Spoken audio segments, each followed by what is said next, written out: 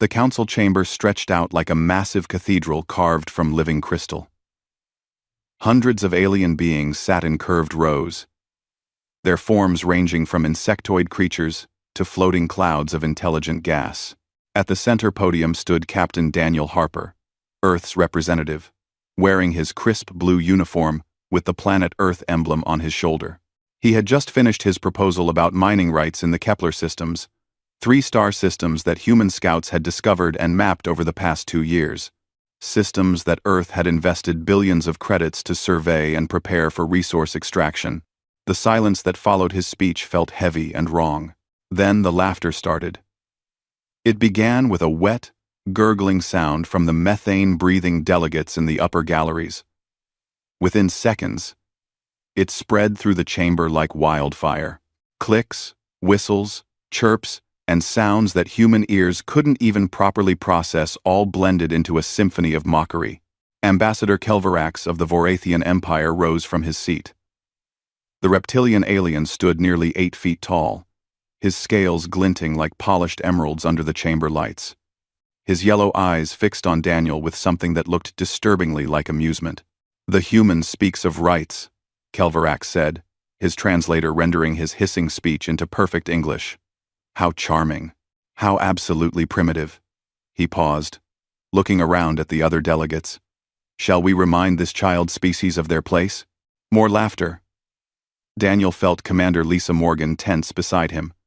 Her hand moved slightly toward her sidearm before Daniel gave her a subtle shake of his head. "Not here. Not now," Kelvarax continued, warming to his subject. "Earth has been part of this council for 12 years. 12 years. Some of us have civilizations that span 12,000 years. And in that time, what has humanity contributed? Nothing but demands and complaints. You discovered 3 systems? We have discovered thousands. You want mining rights? You should be grateful we allow you to mine anything at all." A crystalline being that looked like a walking diamond chimed in, its voice like bells. "The Vorathian speaks truth. Humanity lacks the wisdom to manage such resources. Perhaps Earth should focus on learning from its betters before making demands." Daniel gripped the podium, his knuckles turning white. He opened his mouth to respond, but Kelvarax cut him off. "In fact, I propose a motion." The Vorathian's smile showed far too many teeth. Earth should be redesignated as a protectorate species. They clearly need guidance. Adult supervision, as the humans might say. The chamber erupted in discussion. Daniel felt his heart pounding in his chest. A protectorate species. That meant Earth would lose its voting rights. Humanity would be subject to council oversight in all matters. They would become children in the eyes of the galaxy, forever dependent on alien approval for every decision. "I second the motion," the crystalline being announced. "This is outrageous," Lisa whispered harshly. We should remain calm."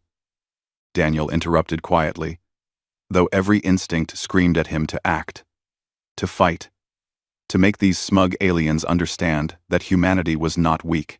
But he was one man in a room of hundreds. Earth had 12 ships capable of faster-than-light travel. The Vorathian Empire alone had thousands. This wasn't a fight humanity could win. Not here. Not now. The vote came swiftly. 46 species voted to strip Earth of the mining rights. Only humanity voted against it. The protectorate motion was tabled for a future session. But the message was clear. Earth existed at the pleasure of its betters. Kelvarax approached Daniel as the session ended. The massive reptilian looked down at him with barely concealed contempt. "You should thank us, human. We could have voted you off the council entirely. Be grateful for our mercy." Daniel met his gaze without flinching. "I'll be sure to pass along your kindness to my government. Do that, and tell them to remember their place. The universe is vast, and humanity is very, very small." As the Vorathian walked away, Daniel pulled out his encrypted communicator. He typed a single word: "Scorned." Lisa waited until they were in their private transport before speaking. "We can't let them treat us like this. We have to respond." We will, Daniel said quietly. He looked out the viewport at the swirling colors of the nebula, beyond the station. But not how they expect.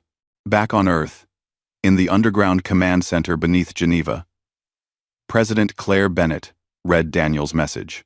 She sat in silence for a long moment, then looked up at the military advisors and scientists gathered around her. How long until Project Ghost is operational? She asked. General Marcus Webb pulled up a holographic display.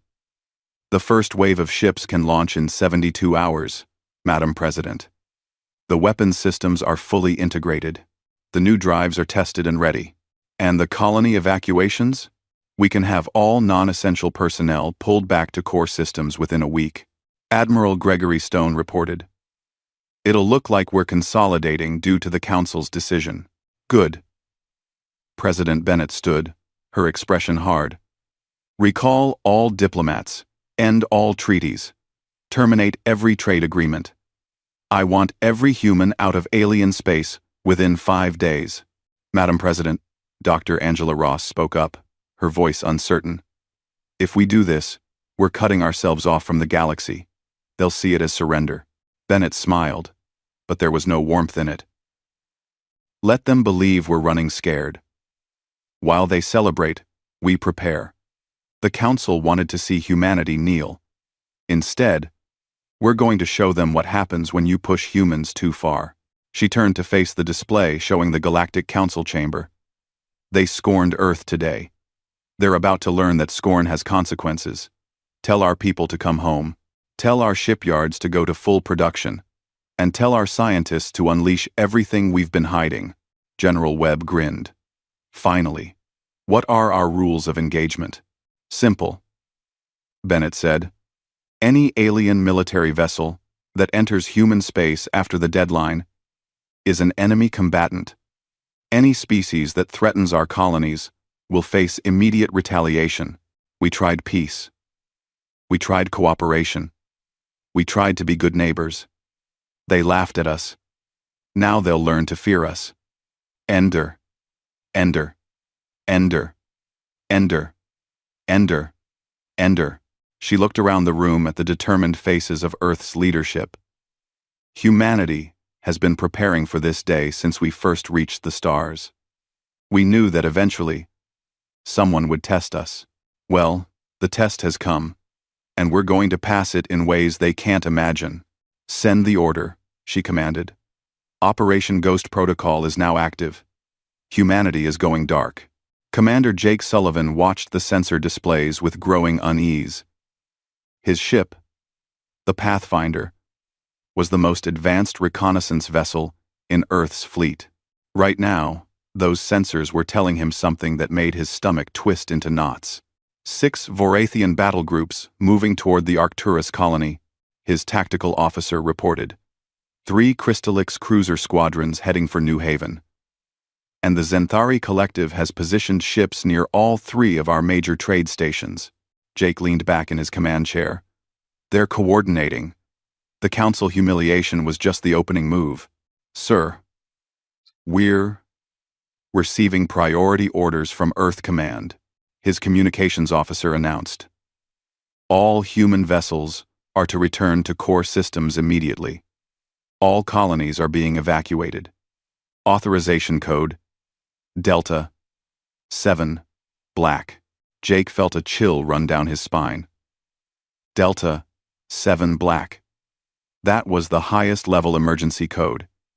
It meant Earth expected war. And soon. Set course for home, he ordered. Maximum speed. And make sure we're not followed. Across human space, the same scene played out hundreds of times. Ships vanished from their patrol routes. Colonies went silent. Their communications arrays shut down. Trade stations that had served aliens and humans alike for years suddenly stood empty, their doors sealed, their computers wiped clean. On the Council station Apex Prime, Ambassador Kelverax watched the reports with satisfaction. The humans were running. Just as he expected. Weak, frightened primitives scurrying back to their little blue planet. Contact our fleet commanders, he told his aide. Inform them that human space is now open for claiming. The Council will raise no objections. After all, a protectorate species cannot own territory. Sinceness, R4. We can't CV, R4. His aide hesitated. Sir, the Council hasn't formally voted on the protectorate status yet. Kelverax waved a clawed hand dismissively. A mere formality. The humans know they're beaten. They're abandoning their colonies before we even have to fire a shot. By the time the Council meets again, we'll have already occupied their systems. The vote will simply acknowledge reality. But on Earth, reality was taking a very different shape. In the vast shipyards orbiting Luna, thousands of workers moved with purposeful urgency. Ships that had been hidden in maintenance bays for years were being rolled out, their hulls gleaming with fresh paint and new armor plating. These weren't the merchant vessels and light cruisers that aliens had seen humanity use. These were warships, built in secret, designed with one purpose in mind. General Marcus Webb stood in the command center watching the feeds from a dozen construction facilities. Status report. First Fleet is at 80% combat readiness, an aide reported. Second Fleet launches in 48 hours. Third Fleet is still fitting weapon systems, but Admiral Grant says they'll be ready within the week. And the Ghost Drive ships? All operational, sir. They've run successful tests. The aliens can't detect them. As far as their sensors are concerned, our ships simply don't exist. Webb allowed himself a small smile. Excellent. What about the civilian evacuations? 90% complete. We're pulling everyone back to the 12 core colonies. Those systems are now fortified, with enough firepower to hold off anything the Council can throw at us. President Bennett entered the command center, followed by Dr. Angela Ross and several other civilian advisors. She looked tired, but determined. The last of our diplomats just cleared alien space, she announced. As of 10 minutes ago, Earth has withdrawn from all Galactic Council treaties. We are officially alone. The room fell silent. For 12 years, humanity had worked to build relationships with alien species. They had traded, negotiated, compromised, and tried to be good members of the galactic community. Now, all of that was gone. How are the other species reacting? Webb asked. Dr. Ross pulled up a holographic display showing intercepts of alien communications. Celebration, mostly. The Vorathians think we're surrendering. The Crystallics are already dividing up our territory. Most species believe we're retreating because we're afraid. Good, Bennett said. Fear is the last thing I want them to feel right now. Let them be confident. Let them be careless. She turned to address the room.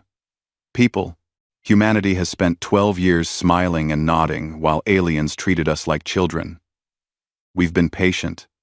We've been careful. And the whole time, we've been preparing. Every insult we endured, every dismissal, every time they looked down on us, we were learning, studying, building. She gestured to the displays, showing Earth's hidden military might.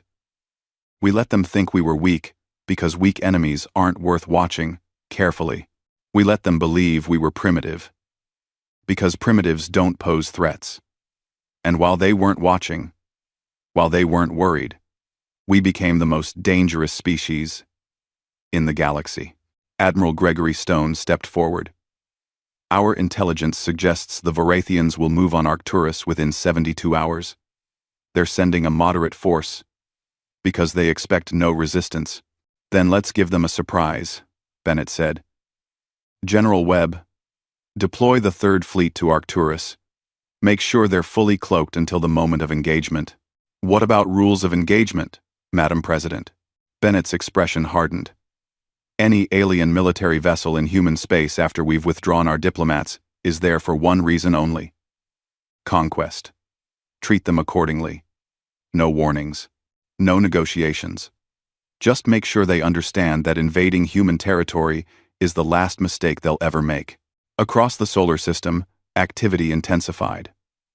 The massive construction project near the sun, something the aliens had dismissed as primitive solar research, revealed its true nature. Project Helios was a weapon, the largest ever built by any species. It could channel stellar energy across vast distances, turning the sun itself into humanity's defender. In secret bases on Mars and the moons of Jupiter, thousands of automated drones came online.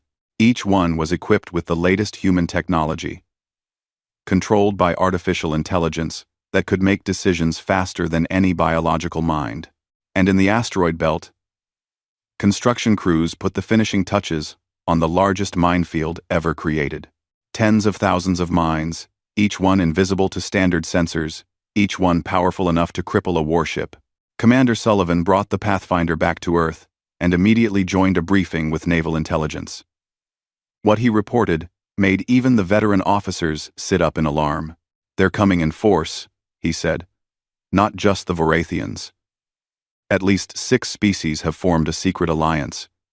They plan to carve up human space between them. They think we'll either surrender immediately or be crushed in a matter of days." 6 species, Bennett repeated. "How many ships total?" "Rough estimate? At least 2,000 combat vessels. Maybe more." The room erupted in worried conversation. 2,000 ships against humanity's 3 fleets of less than 700 vessels. The numbers were terrifying, but General Webb was smiling. "Let them come. Let them all come. They're thinking in terms of old warfare. Ship counts, firepower, territory. They don't understand what they're facing."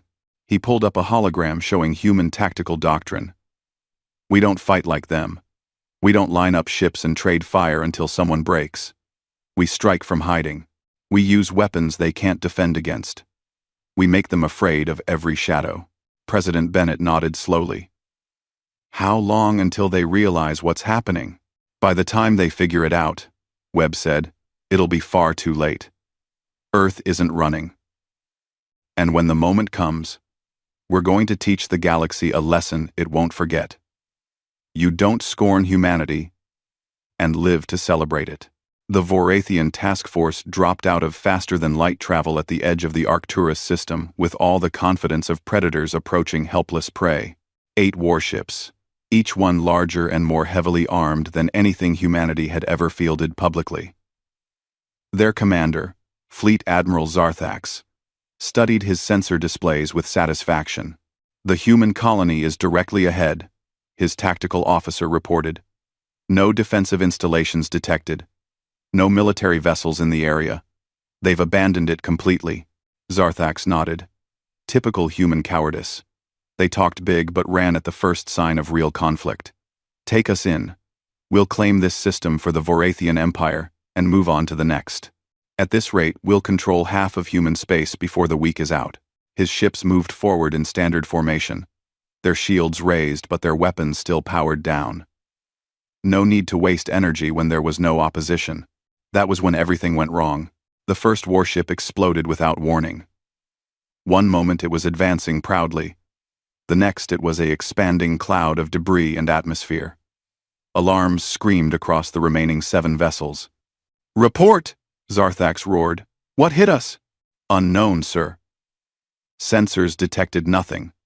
No energy signatures, no incoming fire. Nothing. A second ship died, its hull torn apart by impacts that came from nowhere. Then a third. All ships. Evasive maneuvers. "Return fire at..." Zarthax paused. "Return fire at what?" His sensors showed nothing but empty space and the explosions of his own dying ships. Then, for just a fraction of a second, his sensors caught something. A ship. Human design. But it was there and gone so fast, he almost thought he imagined it. "Did you see that?" he demanded. "Negative, sir." Sensors show no contacts. A 4th ship exploded, then a 5th. Zarthax watched in horror as his fleet died around him. Killed by an enemy he couldn't see, couldn't track, couldn't fight. "Emergency jump! Get us out of here!"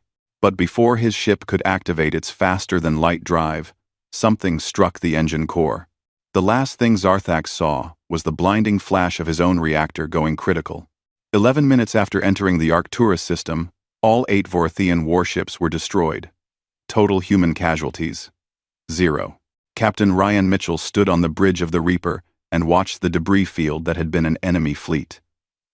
His ship's ghost drive was functioning perfectly. The Vorathians never even knew what killed them. "Send a message burst to Earth Command," he ordered. "Arcturus system secure. Enemy force eliminated. No survivors." His tactical officer looked up from her console. "Sir, we're detecting multiple alien fleets moving toward other human systems. Looks like the Vorathians weren't alone." "Good," Ryan said quietly. "Let them come. We need to send a message, and you can't send a message with just one dead fleet." Back on Earth, in a secure laboratory deep beneath the Rocky Mountains, Dr. Henry Liu gave a presentation to the global military leadership. On the holographic displays behind him, the battle at Arcturus played out in perfect detail. "As you can see," he explained, "the ghost drive works exactly as designed. It doesn't just hide our ships from sensors, it bends space around the vessel, making it effectively invisible to all known forms of detection. The aliens think we're using simple stealth technology. They don't understand that we've fundamentally changed the nature of space combat." President Bennett studied the footage with interest. "What about the weapons?" "Those weren't standard missiles. Kinetic lances, Madam President. We accelerate microscopic particles to near light speed, using magnetic fields. They hit with the force of nuclear weapons, but leave no radiation signature. The aliens can't defend against them because their shields are designed to stop energy weapons and missiles. These slip right through." And Admiral Sophie Grant, commander of the Third Fleet, asked the critical question. "How many ships do we have equipped with this technology?" "All of them," Dr. Liu said. "Every vessel in our 3 fleets has the ghost drive and kinetic lances as standard equipment. We also have the neural command networks that let our crews coordinate and react faster than any biological crew should be able to. And we have fusion warheads for when we want to send a really clear message." General Webb pulled up a tactical map showing alien fleet movements. "We have 6 species moving against us simultaneously. The Vorathians just learned what happens when you invade human space. Time to teach the lesson to everyone else." Over the next 72 hours, the lesson was delivered with brutal efficiency. The Crystallix Collective sent 12 ships to claim the New Haven colony. They found the colony apparently abandoned and moved in to take possession. The moment they entered orbit, the entire asteroid field around the planet came alive.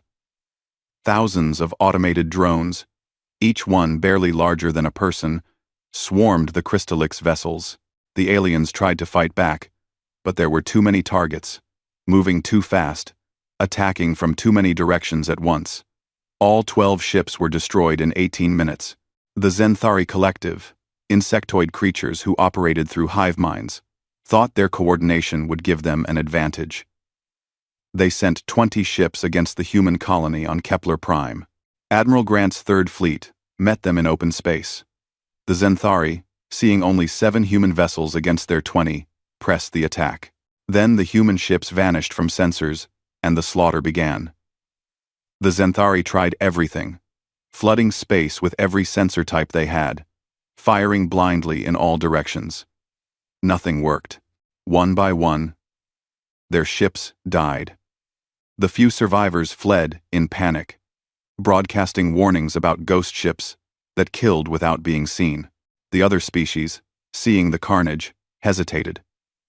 Could humanity really have become this dangerous? Had they been hiding this level of technology all along? Ambassador Kelvarax refused to believe it. In an emergency council session, he stood before the assembled aliens and declared that the reports were exaggerated. "The humans got lucky," he insisted. "They caught our forces by surprise with some clever tricks. But tricks only work once. We need to show them real power. I'm calling for the formation of a grand armada. Let every species contribute ships. Together, we'll crush humanity once and for all." Many species were reluctant. They'd seen what happened to the Vorathians and Crystallix. But fear of Kelvarax and his political influence won out. Within a week, plans were made. 800 warships from 20 different species would gather and strike at Earth itself. While the aliens prepared their massive fleet, Captain Daniel Harper sat in President Bennett's office. He had returned from his humiliation at the council. And now, he watched with grim satisfaction as reports came in of alien fleets being destroyed. "They still don't understand," he said. "They think this is about superior technology.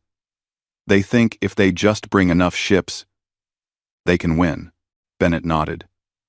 "What they don't understand is that we didn't just develop new weapons.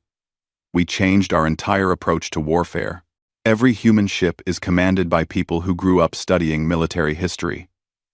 We learned from every conflict Earth ever fought. We know how to adapt, how to improvise, how to win against larger forces. The Grand Armada will come to Earth," Harper said. "Kelvarax won't accept defeat until he sees our homeworld." "I know. General Webb is already preparing. When they arrive, they're going to learn what happens when you back humans into a corner. The Council scorned us. They treated us like children. They thought we were weak." She smiled. But it was the smile of a predator. "They're about to discover that the most dangerous thing in the universe is a human you've underestimated." The Grand Armada dropped out of faster-than-light travel at the edge of the solar system like an approaching storm. 800 warships from 20 different species, arrayed in formations that stretched across millions of kilometers of space. It was the largest military force ever assembled in galactic history, and its target was a single planet. On the bridge of the flagship, a massive Crystallix dreadnought, Hive Mind Construct 7, surveyed the scanner displays. The crystalline being's thoughts were shared instantly among all Crystallix vessels, giving them coordination that individual species could never match. "Detect human defenses," it commanded through its mental network. The tactical officer, another Crystallix, responded immediately. "Long-range sensors show minimal activity. Earth orbital stations are active, but weapon systems appear to be offline. No capital ships detected in the inner system. The humans are unprepared." Ambassador Kelvarax, present aboard the flagship as the Council's official observer, clicked his jaws in satisfaction. They were arrogant enough to fight when alone. Now they see true power and hide like prey animals. The Grand Armada began its advance, confident and unstoppable. They made it exactly as far as the asteroid belt between Mars and Jupiter. The first indication something was wrong came when 3 Vorathian cruisers simply vanished. Not destroyed in explosions, just gone. Sensors showed they were there one moment. Then, space folded in on itself, and the ships ceased to exist. "What was that?" Kelvarax demanded. Before anyone could answer, the space around the Armada erupted in fire. Thousands upon thousands of mines, each one invisible to sensors, until it detonated, activated simultaneously. The carefully ordered formations dissolved into chaos as ships tried desperately to avoid the blasts. "Evasive maneuvers. Construct," 7 commanded across the mental network. "All ships scatter, and M." The order was cut off as something struck the flagship's shields. Not missiles, not energy beams. Solid objects, moving at impossible speeds, punching through shields that should have stopped anything. The Crystallix dreadnought shuddered under the impacts. Then the drones came, from hidden bases on Jupiter's moons, from the asteroid belt itself, from every direction at once. Tens of thousands of automated fighters swarmed into battle. Each one was small, fast, and controlled by artificial intelligence that could process tactics faster than any biological brain. They moved in patterns that seemed random, but were actually precisely calculated to maximize damage and confusion. Lieutenant Amy Brooks sat in the cockpit of her experimental fighter, leading her squadron through the chaos. Her helmet's display showed hundreds of targets, and the neural interface linked her mind directly to the ship's weapons systems. "Alpha Squadron, focus on the Crystallix cruisers," she commanded. "Target their resonance points." Her people knew what to do. The weapons they carried had been designed specifically for this enemy. Dr. Liu's team had discovered that crystallics biology relied on specific harmonic frequencies to maintain cohesion. Disrupt those frequencies, and the aliens literally fell apart. Amy locked onto a crystallix destroyer and fired. The weapon sent a pulse of sound through space, carried by plasma fields. The destroyer's hull began to vibrate, then crack, then shatter. The crew inside fragmented into millions of pieces of broken crystal. "That's for New Haven," Amy whispered. The battle spread across the solar system. The Grand Armada had numbers, but they were fighting a kind of war they'd never experienced. Human ships appeared without warning, struck with devastating precision, and vanished before return fire could be coordinated. The automated drones were everywhere, forcing alien crews to waste ammunition shooting at targets that cost nothing to replace. And then Admiral Gregory Stone activated Project Helios. The massive structure near the sun had taken 5 years to build.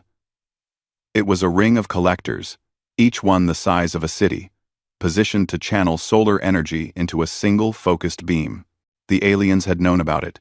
They'd seen the construction. Their scientists had dismissed it as a pathetic attempt to harness stellar power for energy generation. They were wrong.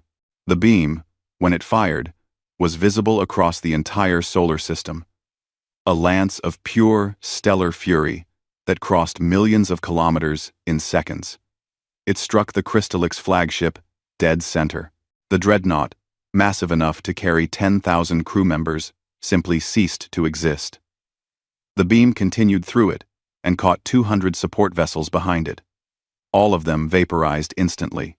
The mental network that connected all Crystallix forces went silent as Hive Mind Construct 7 died. Without their coordinating intelligence, the Crystallix ships began firing randomly, sometimes hitting each other in their confusion. Kelvarax watched from his observation vessel in horror. This wasn't a battle. It was an execution. The humans had turned their entire star system into one massive weapon. Every asteroid, every moon, every piece of space debris had been converted into something deadly. "Retreat!" he broadcast across all channels. All ships retreat immediately. But retreating from the solar system was harder than entering it. The human forces had planned for this. As alien ships tried to flee, they found their escape routes blocked by cloaked vessels that appeared just long enough to fire, then vanished again. The automated drones harassed them at every turn. More mines detonated along what should have been safe routes. The Grand Armada, which had entered the solar system with 800 ships, limped away with fewer than 200. 600 alien warships destroyed. Thousands of crew members dead. The greatest military force ever assembled had been shattered by a species the Galactic Council had scorned as primitives. Admiral Stone stood in Earth's command center, watching the survivors flee. Around him, his staff were cheering, celebrating the impossible victory. But Stone wasn't smiling. "Get me casualty reports," he ordered. "Sir, we lost 43 ships. Casualties are estimated at around 1,200 personnel. Several automated defense platforms were destroyed, but those had no crew. 43 ships against 600. 1,200 humans dead versus tens of thousands of aliens." The numbers were almost unbelievable. President Bennett entered the command center, and the room fell silent. She looked exhausted, but unbowed. "Send a message," she said quietly. "Broadcast it on every channel, every frequency. Make sure every species in the galaxy hears it." Stone nodded and opened the communications network. Captain Daniel Harper appeared on screens across the galaxy. He stood in his uniform, the ruins of alien ships visible in the window behind him, and spoke in a calm, clear voice. "This is Captain Daniel Harper of Earth. I'm the man," Ambassador Kelvarax mocked at the council. "The man he called primitive. The man representing the species you all scorned." He paused, letting that sink in. "You came to our home with the largest fleet in galactic history. You came to conquer us, to teach us our place, to show us that humanity should be grateful for whatever scraps you chose to give us." His expression hardened. "You just learned what angry humans can do. We destroyed 600 of your best warships. We shattered your Grand Armada. And we did it while losing only 43 vessels. That's not luck. That's not accident. That's the result of what happens when you push humanity too far. He leaned forward, his eyes blazing with controlled fury. Earth remembers every insult, every dismissal, every act of contempt. We were never weak. We were patient. That patience has ended. Any species that wants peace with humanity can have it. But it will be peace on our terms. Any species that wants war will get more war than they can handle. He stood straight, his voice carrying across the stars. The age of the Galactic Council looking down on Earth is over. The next time we meet, you will treat humanity with respect. Not because we ask for it, because we've earned it in blood and fire. This is our galaxy too, and we will not be scorned again. The transmission ended. Across the galaxy, in council chambers and throne rooms and hive ships, alien leaders watched in stunned silence. The humans had been underestimated. That mistake would not be made again. 3 weeks after the Battle of Sol, Earth received a message that made even President Bennett pause. The eldest were coming. Nobody knew much about the eldest. They had founded the Galactic Council 10,000 years ago, established the rules that governed interstellar civilization, and then simply vanished. Most species thought they were extinct. Others believed they were myths. But the message was clear and verified by every encryption method known. The eldest were real. They were returning, and they wanted to meet with humanity. Could be a trap, General Marcus Webb said, studying the message. The Council might be trying to trick us. Dr. Angela Ross shook her head. The authentication codes are genuine. These are either the real eldest or someone with access to technology that makes ours look primitive. President Bennett made her decision. We meet them, but on our terms. Neutral space, armed escort, and we make it clear that if this is a trick, there will be consequences. The meeting location was established at the midpoint between Earth and the old council station. A week later, President Bennett's flagship arrived with a full battle group. They weren't taking chances. There, under point mark, the eldest vessel appeared without warning. One moment there was empty space. The next, there was a ship. Not a warship, but something else entirely. It looked organic, as if it had been grown rather than built. And it was massive, dwarfing even the Crystallix dreadnoughts. A single figure transported across to Bennett's flagship. It appeared human, but something about it was subtly wrong. Too perfect, too still. As if it was wearing humanity like a costume. I am Zenith, it said, its voice perfectly calm. I speak for the eldest. We have watched humanity's recent actions with great interest. Bennett faced it without fear. Have you come to threaten us? Because we've had enough of threats from ancient civilizations, Zenith smiled. And the expression seemed genuine. No threats, President Bennett. Quite the opposite. We have come to offer congratulations. The room fell silent. That was not what anyone expected. The Galactic Council was an experiment, Zenith explained. 10,000 years ago, we founded it to create peace among the stars. We succeeded too well. The species in the Council became comfortable, safe, weak. They forgot that civilization requires struggle to grow. They became arrogant, complacent, and stagnant. Zenith walked to the viewport, looking out at the stars. We have been waiting, watching, hoping that one day a species would emerge that could shake the Council from its complacency. A species that combined intelligence, adaptability, and the will to fight when necessary. We thought it might never happen. The galaxy might simply coast forever, unchanging and dying slowly from comfort. It turned back to face Bennett. Then, humanity arrived. Young, aggressive, innovative. The Council dismissed you, mocked you, tried to break you, and instead of accepting your place, you broke them. Captain Daniel Harper, present as Earth's chief diplomatic advisor, spoke up. You're saying the humiliation at the Council was a test? That you wanted the aliens to push us? Not directly. We didn't control their actions. But we knew that if humanity was what we hoped, you would face contempt eventually. How you responded would determine your true nature. You could have surrendered. You could have accepted being a minor species. Instead, you proved that humanity is exactly what the galaxy needs. President Bennett crossed her arms. And what exactly do you think the galaxy needs? A wake-up call, Zenith said simply. The council species needed to learn that power comes with responsibility, that treating others with contempt has consequences. You taught them that lesson in the most effective way possible. Now they'll rebuild, but they'll do it better, humbler, wiser. General Webb couldn't stay quiet. You let them attack us. You watched while we had to fight for our survival. Yes, Zenith agreed without apology. Because fighting for survival makes you stronger. Being handed everything makes you weak. The council forgot that. Humanity never did. That's why you won. Zenith pulled up a holographic display showing the current state of the galaxy. The council is in chaos. Several species are demanding Kelvarax's resignation. Others are offering humanity reparations. The Vorathian Empire is in civil war because their military failed so spectacularly. The entire political structure is collapsing.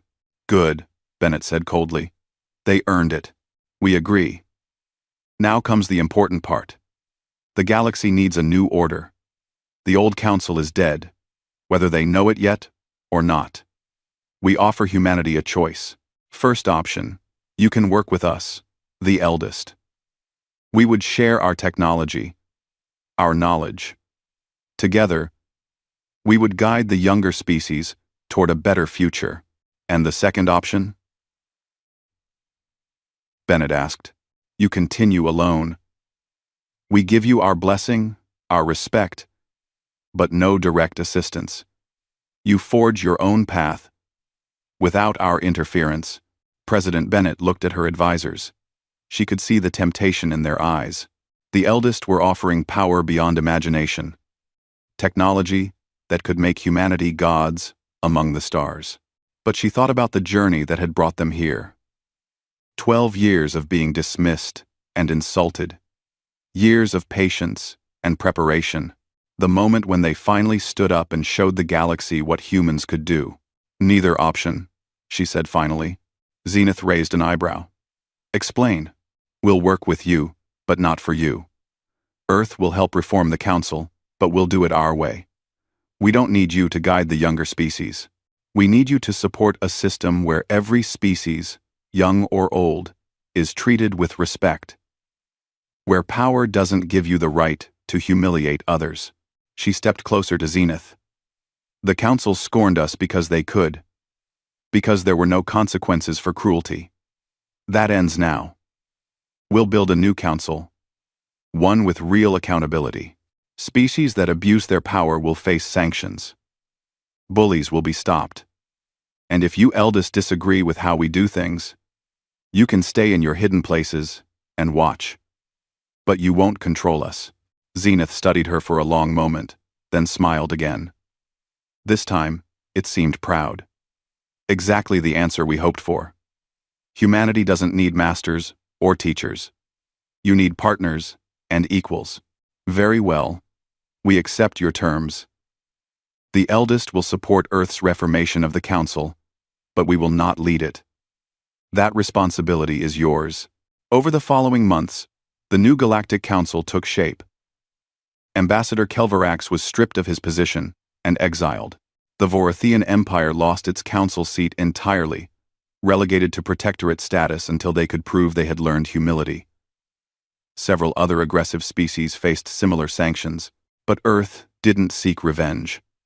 Instead, Captain Daniel Harper proposed a new system of government. Every species, regardless of age or power, would have equal voting rights. Disputes would be resolved through arbitration, not threats. Military action against another council member would result in immediate expulsion and sanctions. Some species protested. They had enjoyed their privileged positions, but they had also seen what happened when you pushed humanity too far. And none of them wanted to face Earth's military again. 6 months after the Battle of Sol, the new Galactic Council held its first official session. The chamber looked different now. Instead of the old amphitheater design where elder species sat in positions of honor, the new chamber was a circle. Every species equal. Every voice heard. Captain Daniel Harper stood at the podium to open the session. The same podium where he had been humiliated. But now the aliens watching him did so with respect, or at least caution. "Welcome to the Reformed Galactic Council," he said. "This is a new beginning for all of us. The old system was built on hierarchy and fear. Species competed to prove their superiority, and the weak suffered for it. That system died when the Grand Armada fell." He looked around the chamber, meeting the eyes of various alien representatives. "Earth didn't destroy the old council out of spite. We did it because we had no choice. You backed us into a corner, and humans don't surrender when cornered. We fight, and we win." Several aliens shifted uncomfortably.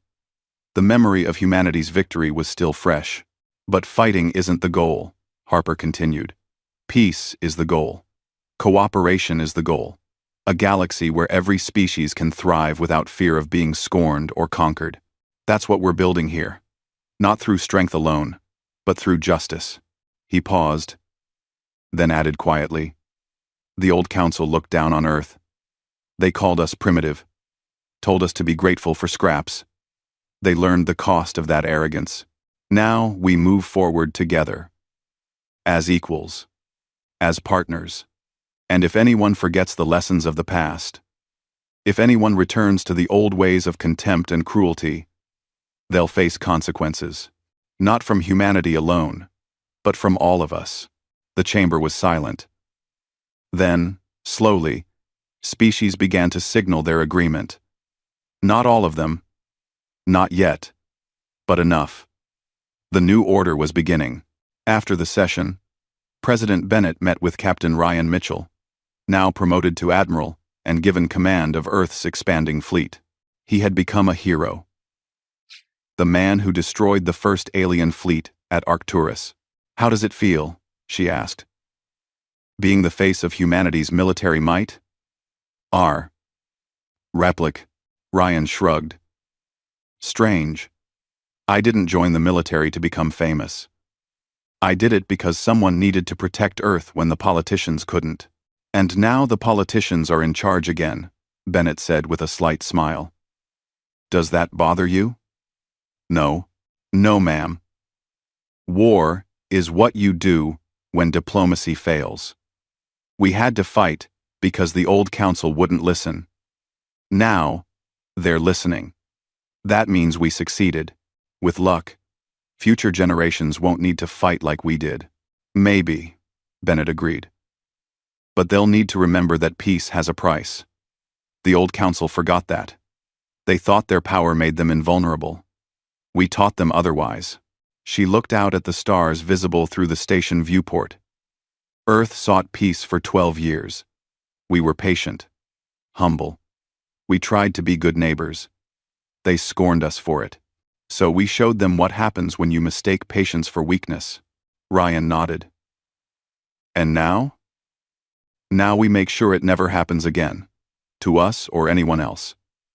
That's humanity's role in the galaxy now. Not conquerors, not rulers, but guardians. We'll make sure that no species ever has to endure what we did." She turned back to him. "The Council scorned Earth. They're going to spend the next century regretting it. And in that time, we're going to build something better. A galaxy where respect is earned through cooperation, not fear. Where power doesn't give you the right to hurt others." Admiral Ryan Mitchell saluted. "Yes, ma'am. And if anyone threatens that vision," President Bennett's expression hardened, "then we remind them why you don't scorn humanity. The lesson is taught. Now we see if they learned it. The galaxy had entered a new age. an age where Earth wrote the rules.